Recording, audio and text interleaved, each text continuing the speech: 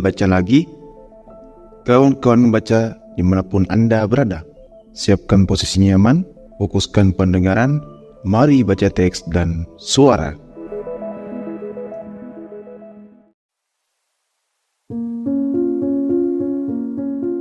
Audio teks by El Baca, berdasarkan buku Etika karya Baruch Spinoza. Dalam episode ini kita akan menyusuri bagian 3 hingga 6, yakni inti dari seluruh sistem pemikiran Spinoza. Ia membangun pandangan yang begitu berani, bahwa tidak ada pemisahan antara Tuhan dan alam, dan bahwa kebahagiaan sejati hanya lahir dari pengetahuan yang jernih. Mari kita mulai, perlahan, seperti seorang pengelana yang mulai menapaki jalan menuju pusat semesta berpikir Spinoza. Episode 2, Tuhan, Alam, dan Manusia dalam Etika. Bagian 3, konsep ontologis, substansi, atribut, dan modus. Spinoza memulai ontologinya dengan pertanyaan paling mendasar. Apa yang sungguh ada? Bagi banyak filsuf sebelumnya, dunia terdiri atas dua hal, roh dan materi, pikiran dan tubuh, Tuhan dan ciptaan. Namun bagi Spinoza, semua perbedaan itu hanyalah cara pandang manusia, bukan kenyataan sejati. Ia menulis, selain Tuhan, tidak ada substansi yang dapat ada atau dapat dipahami. Artinya, hanya ada satu substansi, satu keberadaan yang berdiri karena dirinya sendiri dan menjadi sebab bagi dirinya sendiri causa sui. Substansi itu tidak lain adalah Tuhan. Namun Tuhan versi Spinoza bukanlah pribadi yang berkehendak dan memilih, melainkan keberadaan mutlak yang menampakkan diri dalam berbagai bentuk. Tuhan adalah totalitas dari semua yang ada. Kita menyebutnya Tuhan jika memandang dari sisi spiritual, dan alam jika memandang dari sisi material. Maka ia berkata, Deus sive natura, Tuhan atau alam, keduanya satu dan sama. Substansi ini memiliki atribut, yakni cara keberadaan itu menampakkan dirinya. Manusia hanya mampu mengenal dua di antaranya. Pikiran res cogitans dan keluasan res extensa. Artinya, setiap yang terjadi di alam semesta memiliki dua sisi. Sisi material dan sisi ide. Ketika tubuh kita bergerak, pikiran kita pun ikut bergerak secara paralel. Tidak ada sebab akibat di antara keduanya. Keduanya adalah cermin yang memantulkan kenyataan yang sama. Sementara itu, segala hal yang tampak di dunia ini, batu, bunga, hewan, manusia, adalah modus, yakni bentuk-bentuk terbatas dari substansi yang tak terbatas. Kita hanyalah ekspresi kecil dari keabadian Tuhan. Kita tidak berdiri sendiri. Keberadaan kita adalah cara Tuhan menampakkan diri pada saat tertentu dalam ruang dan waktu. Dalam sistem ini, tidak ada ruang bagi dualisme atau pemisahan antara yang sakral dan duniawi. Segala sesuatu adalah ilahi, karena segala sesuatu adalah bagian dari Tuhan. Maka tidak ada ciptaan yang hina, tidak ada hal kecil yang sia-sia. Semua memiliki tempatnya dalam struktur abadi semesta. Bagian 4, Tuhan sebagai alam, Deus sive natura. Konsep ini adalah inti dari seluruh pemikiran Spinoza. Ketika ia berkata, Tuhan atau alam, ia tidak sedang menggantikan Tuhan dengan alam, melainkan menyatakan bahwa keduanya identik.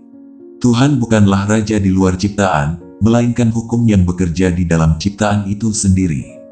Ia tidak menciptakan dunia di suatu waktu lampau, melainkan ada sebagai dunia itu sendiri, dan terus mengalir di setiap detik keberadaan. Dengan pandangan ini, Spinoza menolak gagasan bahwa Tuhan bertindak berdasarkan kehendak bebas.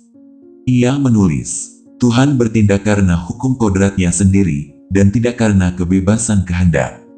Artinya, Tuhan tidak memutuskan apapun, karena ia adalah tatanan hukum yang abadi.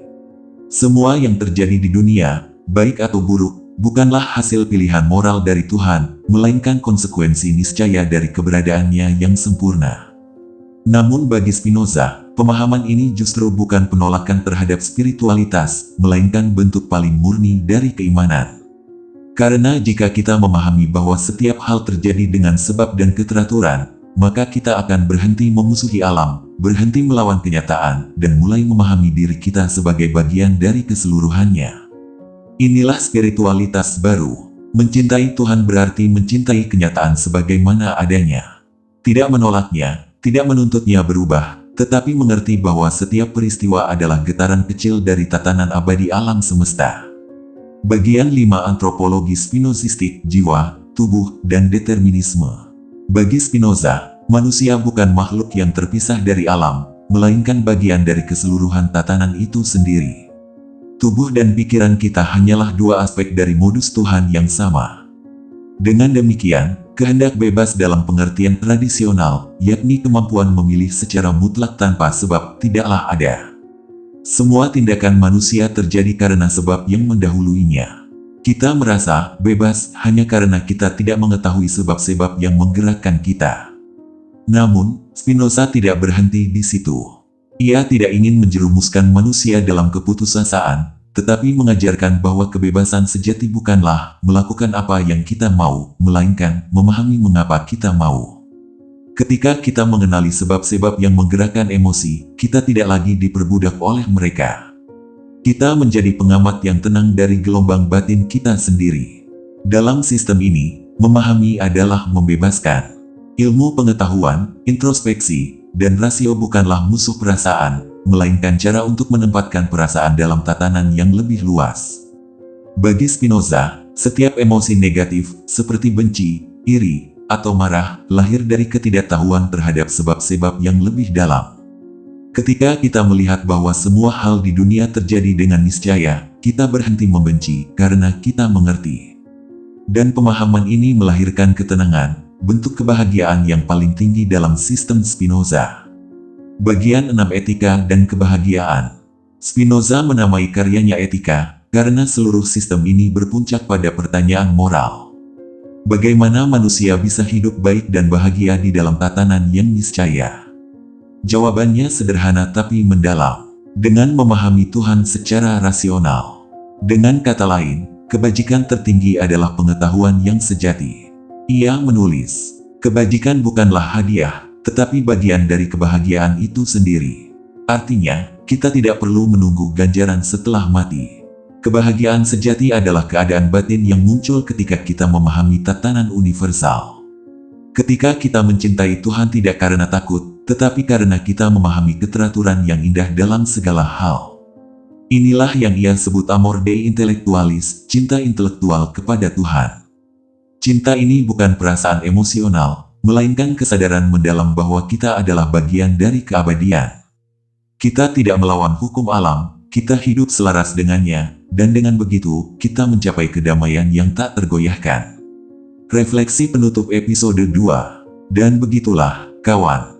Di puncak sistemnya, Spinoza mengajarkan bahwa Tuhan bukanlah sesuatu yang jauh di luar sana, melainkan sesuatu yang sedang bekerja dalam setiap napas kita. Ia tidak butuh disembah dengan ketakutan, melainkan dipahami dengan cinta yang tenang. Kebebasan sejati bukan berarti melawan hukum alam, melainkan mengerti hukum itu dengan begitu dalam hingga kita menjadi satu dengannya. Dan di titik itu, manusia berhenti berdoa untuk mengubah dunia, melainkan mulai mengucap syukur karena telah memahami tempatnya di dalam dunia.